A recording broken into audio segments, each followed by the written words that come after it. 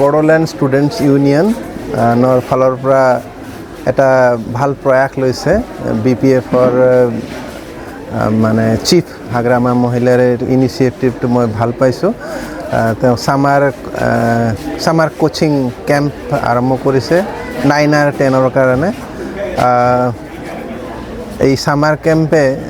ষ্টুডেণ্টৰ ফিউচাৰ কেৰিয়াৰৰ কাৰণে বহুত হেল্প কৰিব বুলি ভাবোঁ সেইটো অকল টেক্সট বুকৰ মাজত সীমাবদ্ধ নাথাকি ভেৰিয়াছ ফিল্ড এওঁলোকে কভাৰ কৰিব বুলি কৈছে গতিকে প্ৰয়াসটো বহুত ভাল ষ্টুডেণ্টৰ ছাকচেছৰ কাৰণে ষ্টুডেণ্ট কেনেকুৱা হেবিটছটো কিবা কৰিব লাগে বুলি আপুনি ষ্টুডেণ্টটো আৰম্ভণিৰ পৰা তেওঁলোকে ধুনীয়া ৰুটিন মতে পঢ়াৰ অভ্যাস কৰা নোটবিলাক প্ৰপাৰলি লিখা চিষ্টেমেটিকেলি লিখা নিজৰ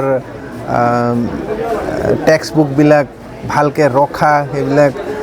টাইমটো প্ৰত্যেক ছাবজেক্টক টাইম ইকুৱেলি ডিষ্ট্ৰিবিউট কৰি পেলাই আগবঢ়া এইখিনিৰ পৰা ষ্টুডেণ্টৰ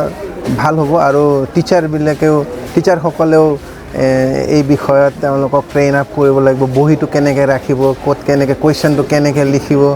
এইবিলাক চব বস্তু তেওঁলোকে প্ৰপাৰলি শিকাব ছামাৰ কেম্পত মই ভাবিছোঁ সরি আজি ষ্টুডেণ্ট লগতে কথা পাতি আছে ষ্টুডেণ্ট পৰা কি কিবা মই ষ্টুডেণ্টৰ লগত কথা পাতি অতিশয় ভাল পাইছোঁ তেওঁলোকৰ যিটো নিজৰ ফিল্ডত ছাকচেছফুল হোৱাৰ যিটো স্পৃহা কোনোবাই পুলিচ হ'ব বিচাৰিছে কোনোবাই IAS হ'ব বিচাৰিছে IPS হ'ব বিচাৰিছে তেওঁলোকৰ যিটো এন্থু আছে সেইটোত যাতে আমাৰ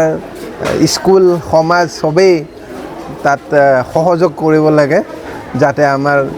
দেশৰ ভৱিষ্যত প্ৰজন্ম আৰু উন্নত হয়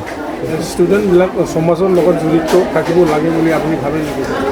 সমাজৰে অংগ ষ্টুডেণ্ট সমাজ সচেতন হ'বই লাগিব সমাজ সচেতন নোহোৱা কথাবিলাক সমৰ্থনযোগ্য হ'ব নোৱাৰে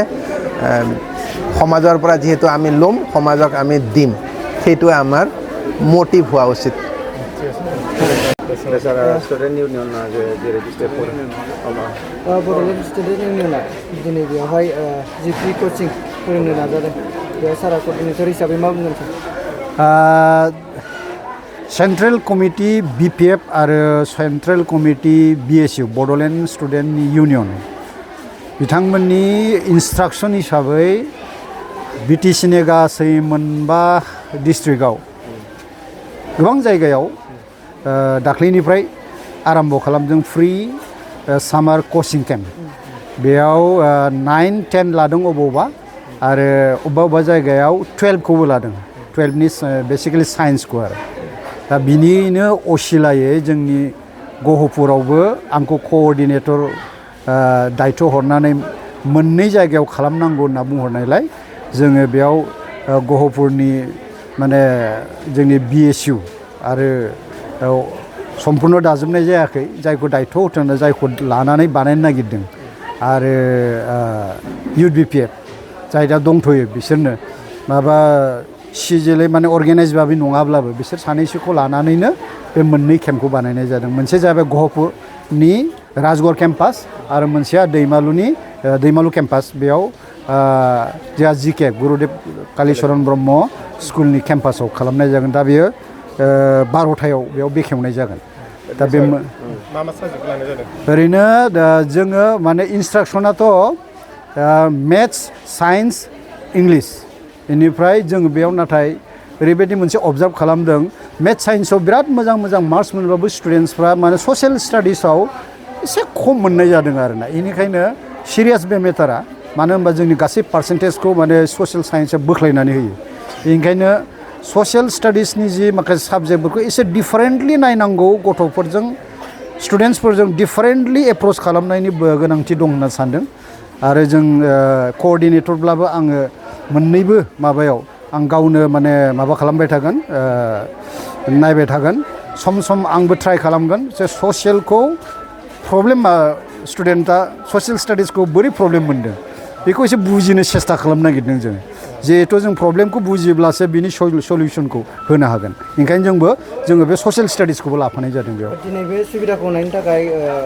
हाग्रामा महिलारि बिथांखौ मा बुङो हाग्रामा महिलारि बिथांनिसिमथ' माने खौथि खौथि साबायखर जासिनांगोन मानो होनोबा जाय बुस्थुआ जोंनि माने गोसोआव दंब्लाबो बेकआप जों मोनाखैमोन दा मानाव गेदेर हाग्रामा महिलारि बिथाङा माने बड'लेण्ड स्टुडेन्ट इउनियननि थ्रुयै बेकआप मोनसे खालामदों बिराद मोजां मोनदों मानो होनबा आं जेब्ला दुलाराय बर' फरायसा आफादाव खामानि मावबाय थादोंमोन बे समावबो जोङो बे क्वालिटि इडुकेसननि माखासे एवारनेसखौ होबोदों आं बैनिफ्रायनो जोंनि बर' स्टुडेन्टसफ्रा माने बर' मिडियामनियानो जा इंलिश मिडियामनो जा एज ए बर' हिसाबै बर' स्टुडेन्टसफ्रा मायाव प्रब्लेम जायो बेखौ आंहा